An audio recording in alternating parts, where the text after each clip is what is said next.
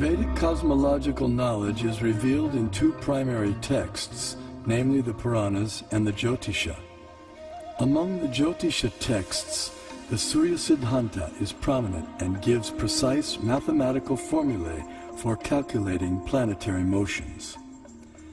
The Surya Siddhanta contains extraordinary astronomical calculations which predate modern science itself. However, many contemporary scholars have been unable to understand Puranic cosmology. Nevertheless, detailed studies of both texts show that their foundational astronomical principles are identical. For instance, both calculate atomic time as the time it takes for the sun to pass over an atom. Similarly, both texts calculate the frequency of planetary revolutions in terms of their retrograde motion with respect to the zodiac. Furthermore, the apparent contradictions between the two texts are resolved by using the formula for converting the actual distances recorded in the Puranas into angular velocity stated in the Jyotisha. This Surya Siddhanta, originally spoken ages ago by Surya, the sun god, was translated and commented upon in the 20th century by the brilliant astronomer named Bimala Prasad Siddhanta Saraswati. The Vedic thought should be preserved. If you are not able to interpret, someone will interpret at a later stage. After a millennium, let someone come and interpret. We have to preserve that. The Vedic thought, Vedic knowledge has to flow from generation to generation. I feel that there should be a planetarium strictly according to Vedic cosmology, and once the planetarium is constructed, probably at least we'll give a chance to those people to comment upon it and to discard it or to accept it, etc. Vedic planetarium apparently appears to be different from the ideas of the modern scientists. But what is more important is whether Vedic planetarium idea by itself is scientific. If it is scientific, the modern scientists will have to revise their ideas about their own planetarium. That is, planetaries look at on all these things, give you a vast knowledge of the universe, and so on for so many people. So you are the one, not only the person to enjoy, you will allow all others to know about it.